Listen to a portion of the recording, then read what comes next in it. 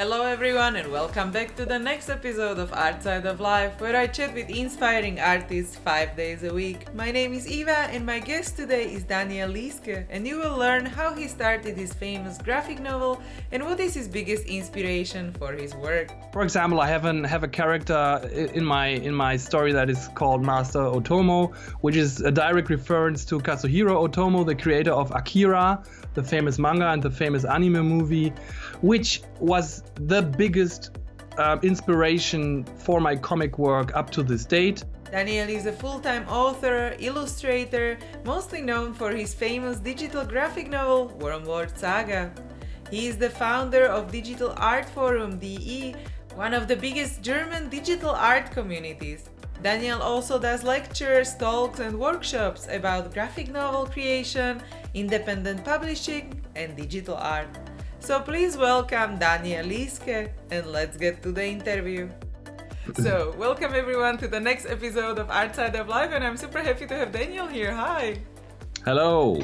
Welcome. Oh yeah, I'm super happy that you joined us here and took time from your busy schedule, and let's just dive into your background, and maybe you can give us a bit of a glimpse of your childhood, and maybe what was your creative outlet as a child, and if you always knew that you want to work with art. Yeah, I remember that I drew a lot as a kid, and I had a special thing. Whenever I saw something that interested me or that I was fascinated by, be it a movie or one of those early computer games, and I did not have that at my home because I mostly played computer games at my friends or wherever. And when I didn't have it at home, I would draw me little fake versions of those computer games on paper and pretend that I could play it. Oh. I definitely remember that with Elite. You know, this space trade simulation back in those days, and I played it on at a friend's house, and I was completely fascinated by that. And at home I was really bummed out that I didn't have a computer to play Elite, and I drew the cockpit on a piece of paper and I just pretended that I could play it. So and with movies too. So when I clearly remember that I watched the first Batman movie, you know, this Tim Burton Batman movie. And I was completely fascinated by some scenes, and I recreated those in little comics just so that I could kind of relive these scenes from the movies. So pretty early, I used drawing as a substitute for reality, you could say. Oh, yeah. Well, and so did you already use also colors? And because now you use a lot of different colors and to express stories and settings? Or was it mainly focused on characters and just the story moment? It was a lot of drawing. So, yeah, of course. Well, as a kid, you have those, those felt markers and colored pencils and stuff like that. And of course, I used that. I remember that when I drew Star Wars scenes, I always had those green and red laser colors in that. But it was a lot of drawing. And when I developed and grew older and did not stop drawing, I actually concentrated on line art mostly for many years. And and when I got to school, I started to draw little funny comics of the teachers, and my schoolmates enjoyed those. Even the teachers and enjoyed them, and that kind of got me into the groove of creating art and creating drawings to entertain people. Ah, okay. And this went on for quite some years, like into my teenage years. But then I actually had a hiatus of 2 years from art and concentrated completely on pyrotechnics. Oh, really? So I was completely fascinated by explosives and by explosions, and I created little paper models of spaceships and vehicles, and I blew them up and I filmed it with a video camera, and I played those videos in slow motion, hours and hours of explosion videos. I was completely into that. And at this point, if you had asked me, I would have sworn that I would become a pyrotechnician for film or whatever. I was absolutely going into that direction. How old were you at the time? Like 15, 14, okay. 15, 16 maybe. So it's still like a high school, right? Yeah. And I was really talented in this field. I think I was able to mix my own explosives. I researched all that stuff, and that was before the internet. You know, it was really hard to get mixtures for explosives. Well, so- probably.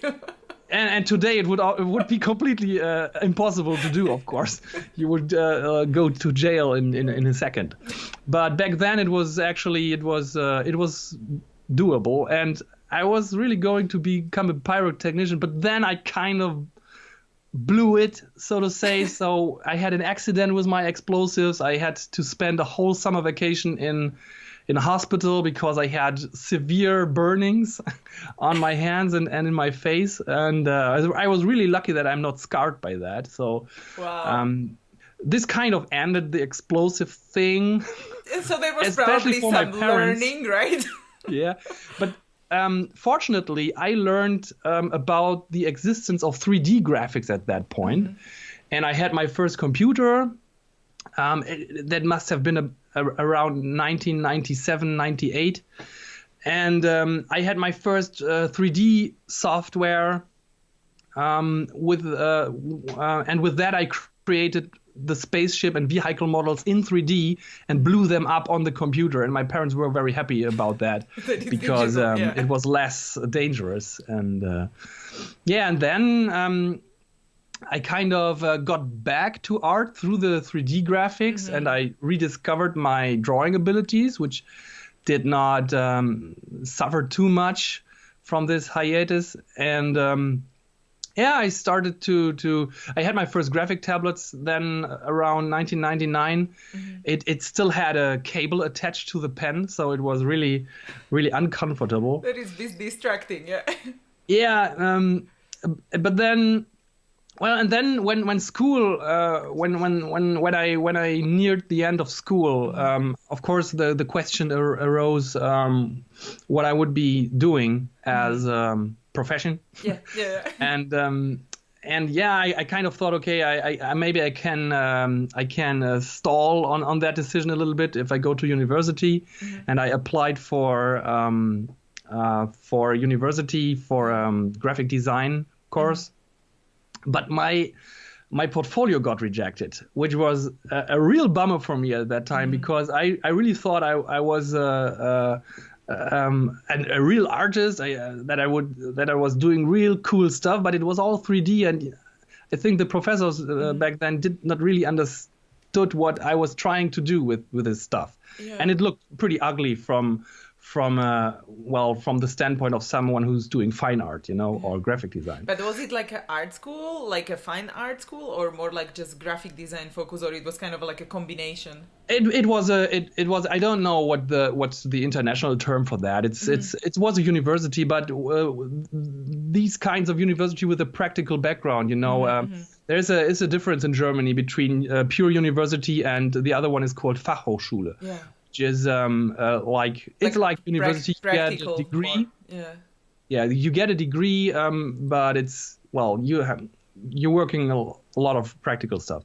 But I got rejected, and while my plan then was to overwork my portfolio, maybe do some pencil drawing, like they told me that they were looking for something like that, and to just bridge the time until the next application cycle, I got an internship at a computer games company that at that point, luckily, was looking for someone who could do like scribbles and drawings, because their whole graphics department was only 3D artists, and no one in the graphics department could actually draw.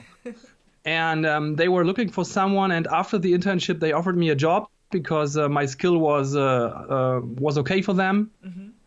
Well, and then I just abandoned the idea of studying and just did learning by doing it, which was awesome because I was working in computer games, which was the place to work with 3D graphics and also with digital painting, which I really started only then. So my first usage of Photoshop as a painting tool was when I started my job there in 1999, and and from that point on it was the typical game development roller coaster. So the company went bankrupt 2 years later. I had a couple of months where I had my own little company with some colleagues. We were doing little games for advertisement agencies, and then the old game company reconfigured itself, created a new company, and we came back and worked there a few more years until the next bankruptcy, and so on and so on. And this kind of went on until 2011, where for me personally the big break came when my then hobby project, my graphic novel, the Wormworld Saga, became famous and on the internet, and I saw the opportunity to just jump off the ship and try to find my own way with my project. And so, how long have you been working on the book before it started to be recognized? Yeah, it's not so easy to pinpoint it to a specific date. I know that my first scribbles and my first idea notes happened around 2003, and I know that the project got a big push when I created maybe my most famous painting, The Journey Begins, in 2006. And that provided a protagonist for my story. And from then on, my notes in my notebooks became more specific, and I was more concentrated on creating the background story for that protagonist. And then I started working in a dedicated fashion on the graphic novel in 2009. So that was when the plan was ready to create that, and I think I worked the whole year of 2010 on the first chapter, which was then released on Christmas in 2010, and then in 2011 the hype got started, and in May 2011 I decided to quit my job, and I would just do it. And so what kind of helped you to promote the story and artworks and books? Was it kind of published on some of the blogs, or did you started to share it more on some of the social media, or was it through word of mouth, some of your friends and friends and friends? So how did that work out? Yeah, it was kind of a wild mixture of everything. Yeah. So I know that the first big links that I got were on other popular webcomics, and then the biggest traffic at some point came from Reddit, which I didn't know that it existed before that, and so I stumbled into all this pretty naively, so to say. So and then when the buzz on the internet was picking up, the traditional media also jumped on the bandwagon, and I had interviews for radio and TV and stuff like that. It was pretty crazy at this point. And at the same time, my first son was born, so that was a complete. I was completely thrown off the track during the first month of 2011. It was totally crazy. Yes, a lot of stuff happening at the same time, right? Yeah. And so what was the main inspiration for your stories? How do you kind of keep the level of reality and the fantasy? Do you also take real life stories, what happened to you, and then you put it in your fantasy stories? Or is it from, I don't know, books and movies maybe you watched before? And how do you create your world? Kind of what is the most important for you in the inspiration area? Yeah, I think that my story is a big melting pot of other stories that inspired me, of stuff that I experienced myself in my life, or that I heard other people experience it. And and it's a big mosaic of all that stuff. I could pick the dozens of things from the story where I could tell you what's the real life reference, or what's the movie reference, or what's the novel reference. Or, for example, I have a character in my story that is called Master Otomo, which is a direct reference to Kazuhiro Otomo, the creator of Akira, the famous manga and the famous anime movie, which was the biggest inspiration for my comic work up to this date. Reading Akira, the manga, and that's why I put the name Otomo into my work, and that's happening all the time. If there's some fragment from my life, from my memories, or from other things, I just put it into this big melting pot and try to create one coherent story with it. And do you have something like a journal where you write down, your ideas, or where you travel somewhere and you see like maybe, I don't know, cool outfit on a character, or interaction between some people, some conversations you like? So do you write down things, or is it something you remember, and then when you get to your working time, then you're just like, okay, this is what happened?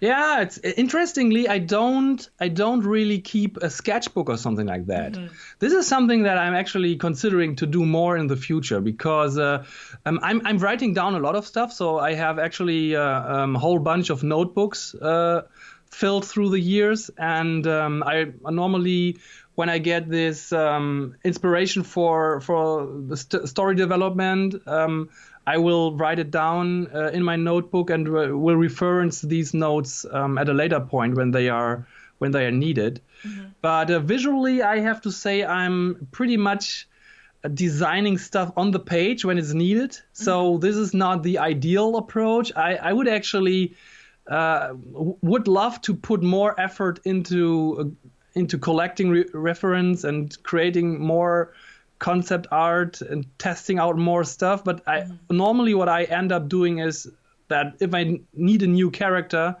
in the next chapter and I'm starting to work on it, I will just design it and we'll do one or two iterations, and then I will just stick with it. And that's my approach. So on the text, on the literary side, I'm doing a lot of preparations and notes, and also digesting and rewriting and throwing away stuff. Mm-hmm. And on the visual side, I'm mostly straight ahead and let's just paint it. Yeah, and so when you were creating your world first time, was it from characters as a starting point, or was it like a story moment you liked and then you created also the universe, or how were you adapting stuff to each other? Like if you create the universe first, then you were like, okay, maybe this character needs to be adapted this universe, like with a feed or outfit or whatever, or you start more with the character and then you go create the universe around him or her. Yeah.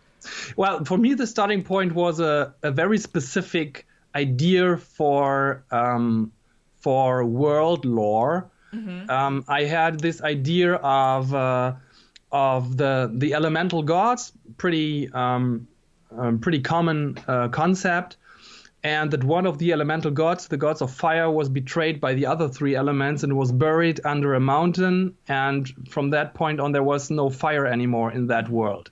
And that was my initial idea, and I turned around that idea in my head for several years and toyed around with it, but at some point this core idea kind of attracted other ideas, and it really got a dynamic process when I had my protagonist, and when I had the basic concept of the little boy finding a magic painting on a dusty attic and entering a fantasy world. And I knew that this fantasy world would be the world with the fire god buried under the mountain, and that was the framework where everything else kind of connected over the years. And have you found something interesting in your attic or grandparents' attic? You might have had this question before, right? I had a nice hideout in the attic of my parents' house. So this is definitely inspiration from my own life. And I also enjoy visiting attics. Actually, the house in the story is a pretty much 100% recreation of the house my brother lives in. So he lives in the country in a farmhouse like that. They don't have, their attic is actually completely clean and there's no stuff in it. So that's the only thing where it differs a lot. But the location, the landscape, and the houses, even the configuration of the houses, you could actually visit that in real life. They should make a museum, when your books get even more famous and everything, so they can, rent it out. They will rip off the tourists. But so what about your daily life now? And what do you, how many hours maybe do you draw a day, if you still have time for it? Or if you can take us through your classic day now, maybe projects you work on now, which are not confidential, or something you can tell us about. Yeah, I'm a pretty structured person, so I really like to plan stuff. And basically, my work is organized in 2 tiers. So I have a block of 8 hours. That's my work hours every day. And into these 8 hours, I put my regular project work. At the most time, that's working on the graphic novel. But I also have other side projects that I schedule in this block of 8 hours every day. And then there's those 2 hours that I can have in the evenings when the kids are in bed.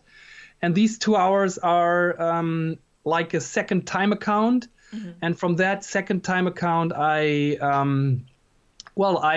put into far off projects in just hobby stuff. Recently I started to make music. So this also goes into those 2 hours in the evening. And I really try to think in those 2 time accounts because I need the feeling at the end of the day. I need the feeling that I have done my work in the 8 hours and that I actually can grant me the extra 2 hours in the evening to do something completely different. Yeah. And that's important for me. It's so important for me that I actually I have that lying here on my desk. So this here is my clipboard for the 8 hours, for the 8 work hours. Perfect. And I have a second clipboard for my late hours. Oh, nice. And I'm actually switching between those clipboards. And this is a physical, a physical act for me to signal me, okay, now it's work and now it's fun time. So you also that's different clipboards. Yeah. So you can actually draw on it, like, okay, yes, done. Yeah, and actually the check boxes are really helpful too. Yeah, to see your progress. I like that as well. It's like if I don't check stuff, then it's like it's not done. You need check boxes. It's not going to happen without check boxes. And do you have your studio at home or do you travel somewhere? So you kind of No, it's at home. It's my home office. So you can be flexible with the timing if you need to do something else and just walk around. So you don't have to travel somewhere for 1 hour.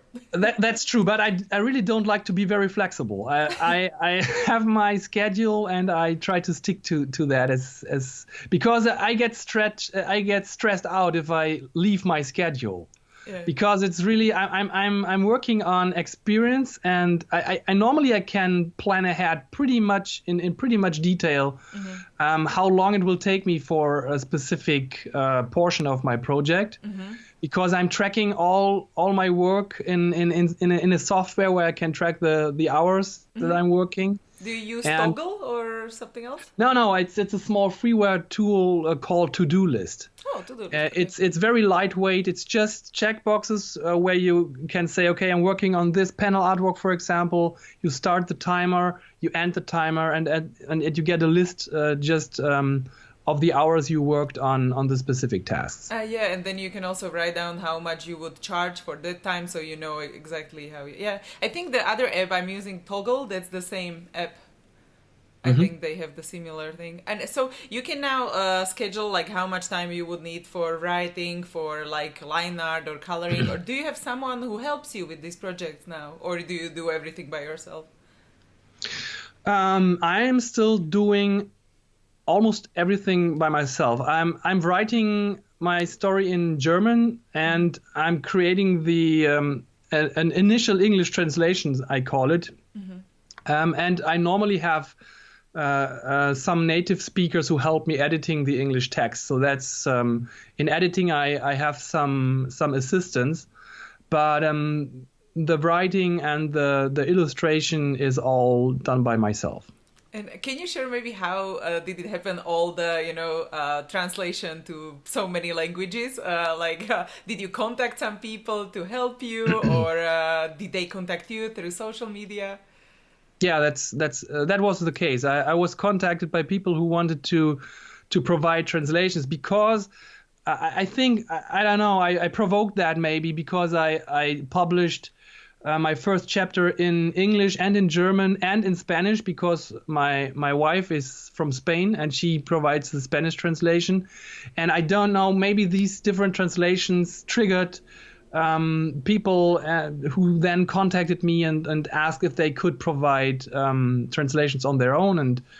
And especially for the first chapter, there are a ton of translations, actually, like 30 or something like that. It was so impressive. That's amazing. A lot of the translators kind of drop it after the first or the second chapter because they realize that it's hard work to translate stuff. But anyway, the first chapter has the benefit that a lot of people put time into the translation. Yeah, and then they can be hooked to the story, and then they continue maybe in another language, maybe they progress in another language. Yeah. And so what are the projects you are working on now? Something you can share?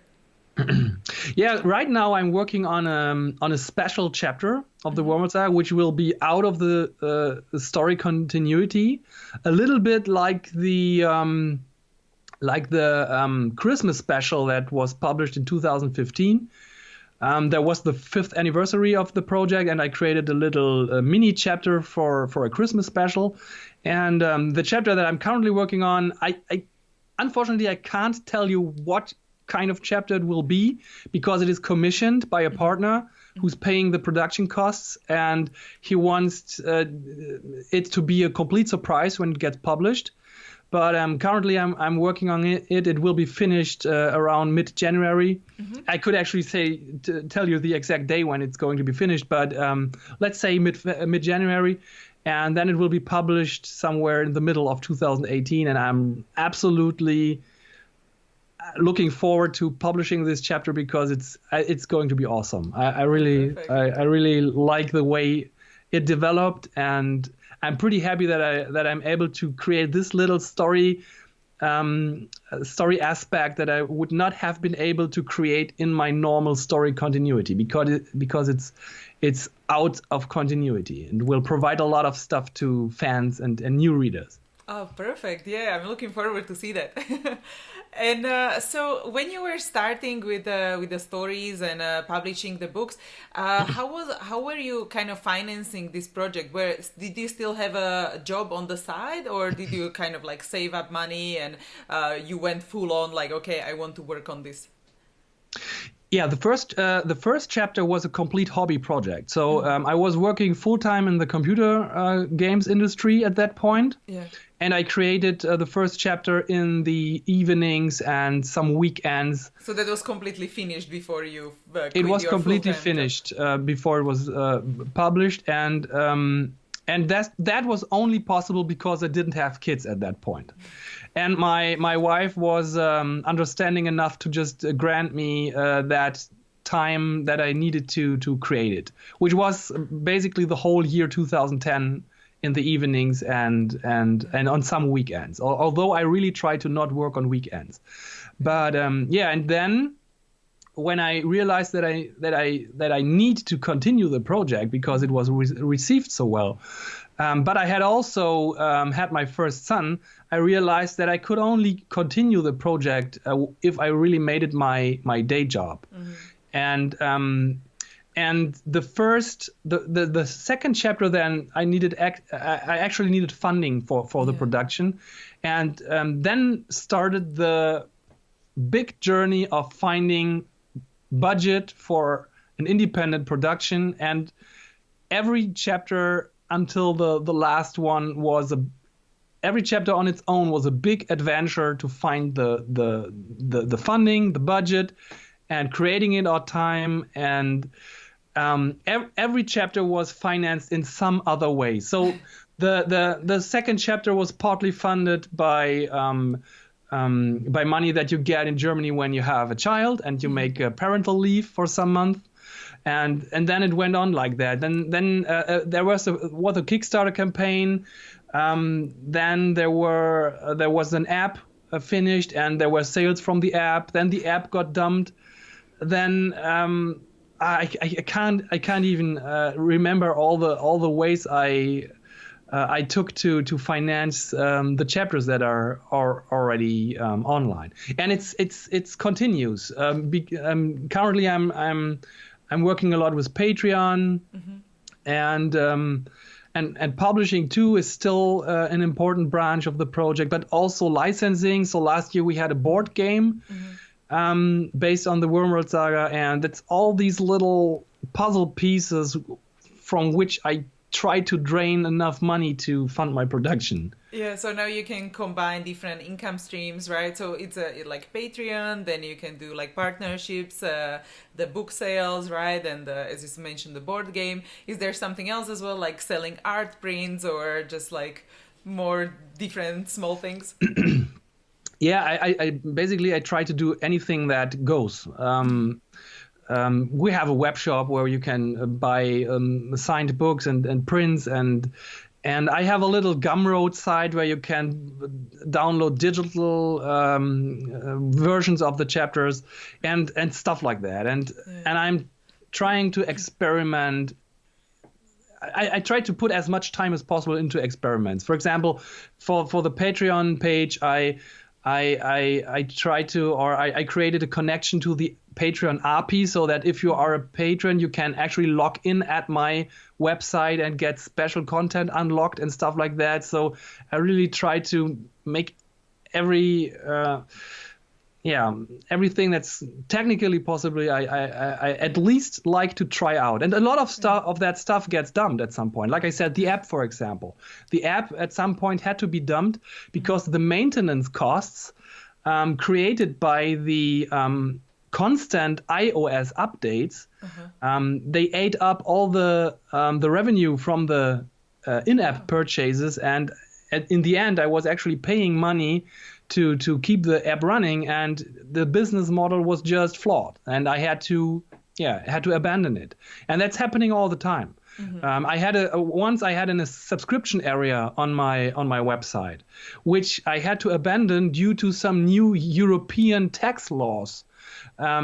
And I then switched the functionality over to Patreon and the Patreon API and stuff like that. So it's a constant metamorphosis of this project. Yeah, to see what works the best at the current time. Have you tried Twitch?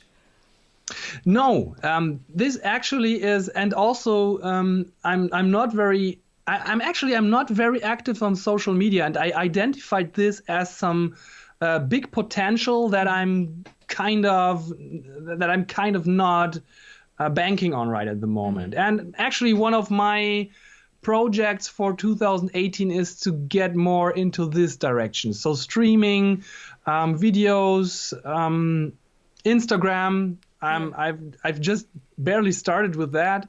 So this is all stuff that I also want to experiment with. So yeah, the playground is big. There's a lot of toys lying around.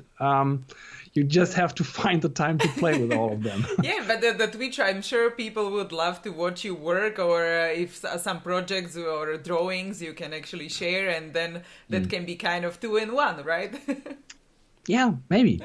Definitely. You never know. And so if we go back maybe to your art journey, have you ever felt like lost, or did you have like a difficult time where you were thinking like, okay, am I on the right journey? Did I make the right decision? Because you mentioned some of these like ups and downs also with the gaming studios. And so which were maybe the most difficult time? And if you can share like a takeaway, what you learned? Yeah, well, I had so many drawbacks in the last few years, I mentioned the app, which I know that in the beginning, for example, the app was my central business plan. I was planning to fund my whole production on in-app sales of that app, because it was a time when the iPad was announced. Everyone was completely enthusiastic about this new platform, and my comic is actually fashioned for the first generation iPad. So the 1024 pixels width, that's the width of my website and of the content that I created, because it was done for the iPad.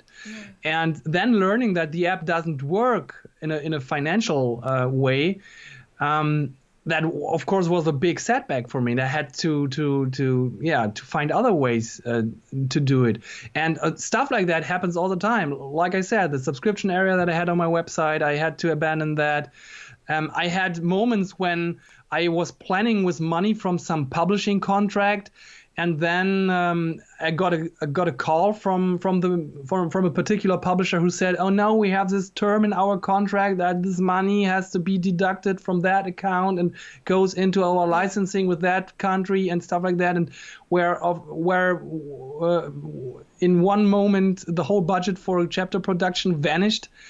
And I had to improvise. And if you ask what I learned through these situations, is that in most cases, if a door slams closed in your face, you mostly are able to find another door. Maybe it's a little bit smaller, it's hidden in a corner, but if you take a step back, breathe a little bit, and look around, you normally find that second door. And up until now, there has always been a new hallway behind that second door, which opened up into even more doors. And I don't think that I have even opened all of these.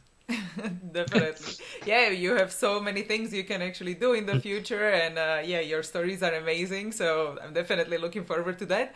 And if someone would like to do what you do now, maybe like creating stories or working with color and light and environments and all of this, do you have maybe some advice what to start with, or kind of what is the most important on this journey? That's actually such a big question, because I'm asking that myself. And actually, my niece, she's 14 years old. She's, obviously teenage generation. She uses Instagram on a daily basis and all this stuff, and she's now she already has started to draw and paint with watercolors, with pencils, with markers and stuff like that. And I constantly ask myself, if I would start out today with all the stuff that's available. I mean, you have the digital painting, you have obviously all the traditional media still being there and also being popular on social media. Then you have the super new stuff like virtual reality painting and virtual reality sculpting. Then you have the whole field of 3D graphics. I would probably go crazy over the question where to start, because when I started, I just had my paper and my pencils, and I had like 2 books with fantasy illustrations, and that was everything I could like reference when I started to do my stuff. And very slowly I transitioned from purely drawing to coloring with watercolor, and then I started with acrylics and with airbrush, and I tried to do bigger illustrations, and only when I had some experience in that field, the computers would be at the point where you could actually paint with them. So I have the benefit of, I had no choice to start low tech and could climb the technological ladder every year with new software that was released. And if I open up Photoshop today, I'm just overwhelmed by all that stuff. And if I didn't have the experience of working with the first Photoshop, which only had layers as a new feature, I would, but I don't want to make people panic when they listen to that. So it is big, a really big challenge starting out, I think, with all these possibilities. And maybe the solution is to limit your your stuff deliberately to some simple elements. Like, I think even today it's a good idea to start with pencil on paper, because drawing, if you ask me, drawing is the one central skill that you need to train, and where you will need years and years to get to a level where your drawings will actually look like something that you would show to other people. And it's still a good way to do that on paper, I think. Yeah. And even if you're working in a digital software, try to limit your tools. I, for example, when I'm painting in Photoshop, I'm actually using like 3 different brushes nowadays. And I try to do everything with these 3 brushes because I don't want to spend my mental energy on the decision process, which brush to use or how to create the next cool custom brush or stuff like that. I just want to paint. So I try to limit my tools. Yeah, so you work mostly also with the selection tool, right? Where you select and then you paint within the selections. And exactly.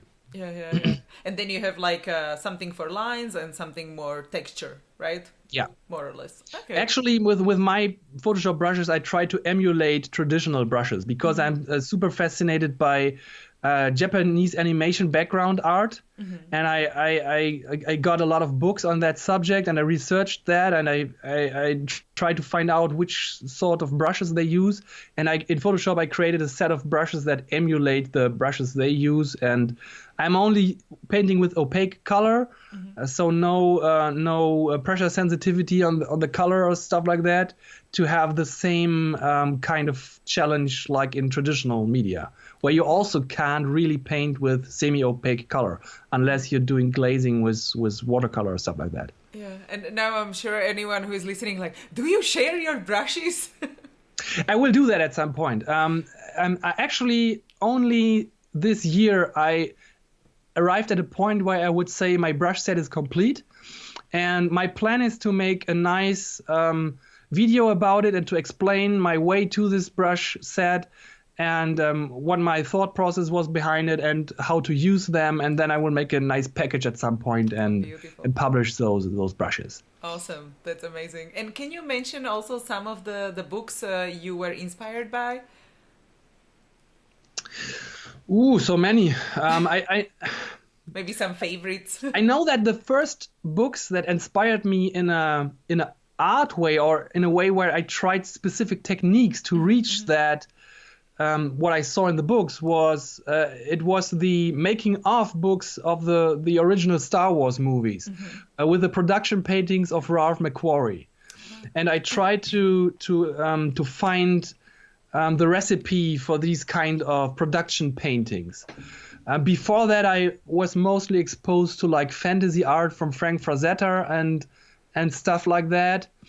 And but I remember that these production paintings, they really triggered my interest in researching different types of techniques. And that was when I started with acrylic paint, when I started with airbrush, because I identified these techniques in those artworks, and I started from that point. Oh, nice. Yeah. And do you have something which simplifies your life now? Do you also use like a Procreate or, like this tablet drawings, or I don't know, something you use like daily, I don't know, awesome scanner or something like, okay, I cannot live without this? Well, if I had to put something, I would say I'm using a second numpad block. I don't know if my cable is long enough to show it. I have to detangle it a little bit like this. And this empowers my left hand, because my left hand is normally only using the Alt key for color picking in Photoshop, and all the other times it was laying around in a lazy fashion. And I'm using this second numpad with a little software called Auto Hotkey, which is normally a gaming software to program your own hotkeys in games, but you can also use it to program your own hotkeys in Photoshop. And I programmed a lot of hotkeys onto this numpad, and now I can access a lot of hotkeys with my left hand while painting and while using the right hand with the other hotkeys, which makes me work pretty fast. This is a huge time saver for me. Oh, that's great. What an awesome idea. I think I have to try that. Yeah, Yeah, definitely. definitely. That's on my to-do list now too. Okay, try it. And let's talk about the future. And I would like to know, like, what would you imagine yourself doing in like 5 to 10 years? You know, some dream scenario, like you cannot fail, and like this is what's happening. Yeah, I don't know. Uh, well, if I could dream up anything, then I would imagine that next year or in 2 years, some investor turns up and says, okay, we want your content for some kind, I don't know, TV show or movie, trilogy or whatever. And we will just provide you the funding to just create the rest of your graphic novel without any without any worries. For the budget, I would only have to make sure to get the story right and the illustrations, and that would be everything I have to care about. That is kind of the dream to arrive at that point. But I've got the impression from the last few years that this is a dream that you're going to change endlessly. Because no matter what happens in a project, normally when your means are expanded, when you get more budget or you get more opportunities, you tend to spread out and use up these new resources, and then you get into a new shortage of resources. So I don't know if this is even a dream, but I would actually be content if I would just be able to continue work on my chapters, slowly chipping away on my content. It's a lot of stuff that I have to do still, and if I'm just able to do that for some more decades, I would be happy. Oh, nice. And can your fans see you on some of the festivals like coming up in 2018 around Europe or maybe in US? I don't know yet. I know that the books will be released in the US in spring next year. So, and I'm actually kind of hoping that I might be invited to some comic convention in the US for a signing session or something like that. I don't know. That would be very cool. But apart from that, there are a few events in Germany. There are the two big comic cons in Stuttgart and in Dortmund. And I think next year is the Comic Salon in Erlangen again, which is an event that's every 2 years. Yeah. And that's like my most favorite comic event in Germany, because it's the whole comic community comes together for a few days. And it's normally an event that you don't want to miss. I haven't been to that one yet. Okay, next one to go to. It's southern Germany. I think you are in Switzerland, right? So It might even be worth to have a look at it. Yeah. I was planning to go for the Berlin Comic Con, and then also the Trojan Horse is a unicorn thing. Oh yeah. So that one I'm planning for next year. Oh, and if you're mentioning Trojan Horse as a unicorn, actually since this year there's a new kind of event in Germany. It's called the Digital Art Convention Frankfurt, DAGFRA. It has been in when was it? In October, early October this year. Yeah. It was a cool event, and it's going to be continued next year. Probably in late fall or late summer, fall around in Frankfurt again. So this is also an event that you might be interested in, because it's a general digital art event. Perfect. Yeah. Okay. Definitely. Yeah. I was doing a research on different events in Europe, and it's sometimes kind of hard to find them. Yes. So thank you for sharing. And no problem. Actually, my last question would be about far future, and I would like to know, what would you like to be remembered for in like 100 years? Yeah, I decided as a comic artist, I decided to work only on one project. So I'm not the kind of artist that works on a project for 1-2 years and then creates another story and maybe with another publisher or another genre or whatever. So I decided to make just this one big project. And I kind of think that this goes back to my experience. I already mentioned the manga Akira, and it kind of blew my mind when I discovered it as a teenager. It is a 2,000 pages manga, and up to that point, for me, comics was only stuff like Asterix or Tintin or something like that.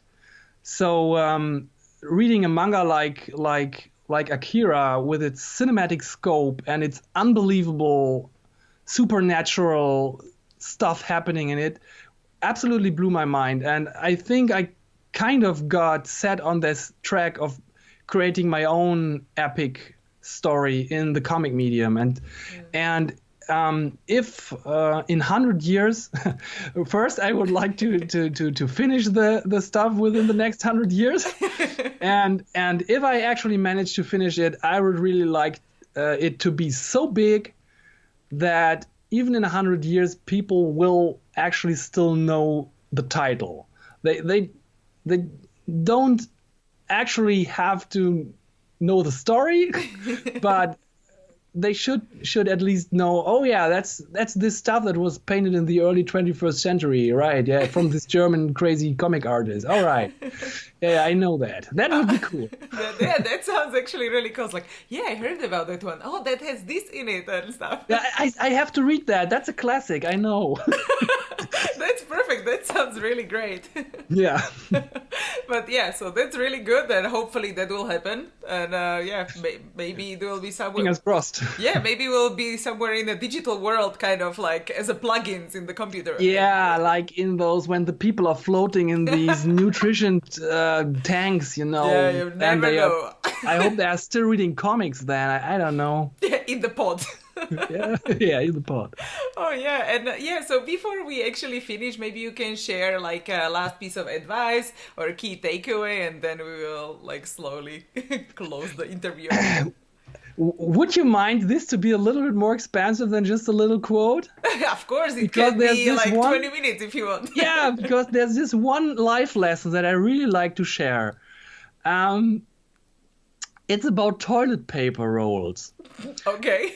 And it happened one day that I was sitting on the toilet. You know, this is we don't have to go into the details. I was just sitting on the toilet, and one of the toilet paper rolls was used up, and you end up with those little cardboard tubes, you know? Yeah.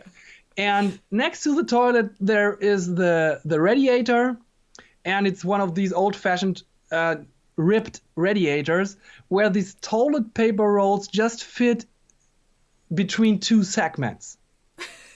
And I put this toilet paper roll between the two segments, and I looked at the rest of the radiator, and I thought, how long will it take to put a used up toilet paper roll into each cavity of this radiator? Mm-hmm. It surely will take a bunch of time, several months, I guess, because, you know, in a household of two, it was before the kids, in a household of two, you do not use up toilet paper rolls so fast.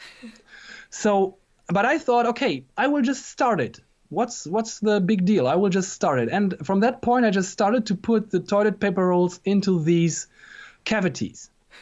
And every time I went to the toilet from that on, I was watching my little lineup growing, and I thought, okay, this is really taking long, but I'm getting there. And at some point I was at the half point, and one bright day, a few months later, I actually put the last toilet paper roll into the last cavity, and I called it finished, and I said, okay, I made this array of toilet paper rolls.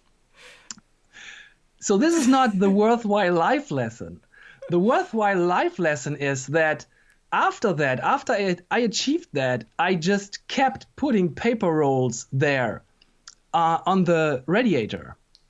And the interesting thing that happened is that what felt like no time, a second row of toilet paper rolls was stacked on the first one. And again, what felt like a very short time, the whole space between the radiator and the window bench was filled up with toilet paper rolls, and I would not have more space to put more toilet paper rolls. And it kind of occurred to me that the hard thing is actually starting with something And if you manage to start and keep the pace and just don't stop, you will end up in a situation where you will just be flabbergasted by the result that you will achieve. And I continued this pattern with other things in my life. I never managed to do the same trick with money. That's the big problem. You know, I never managed to save a fortune of money. It just went away. It's something different than toilet paper rolls, I guess.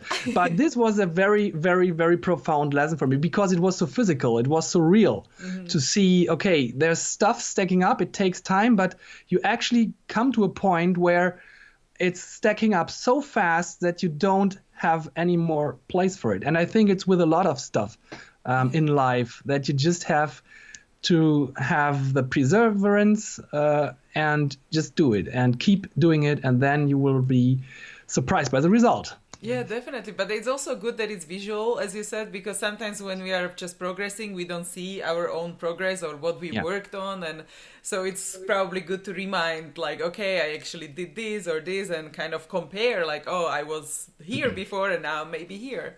And that brings us back to the checkboxes. Yes. Because I handle I handle checklists the way that I never throw them away.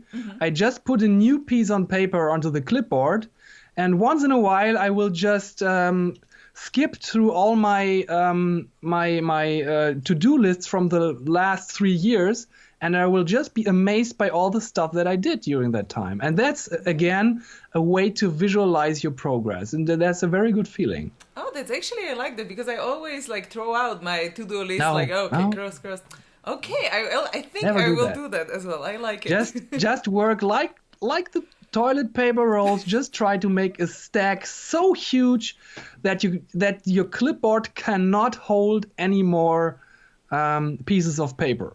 Yeah, then you will be very surprised by your productivity and satisfied with stuff. Like, okay, I actually did something. So that's perfect. Yeah, and thank you so much again for being here. It was so pleasure. It was so nice.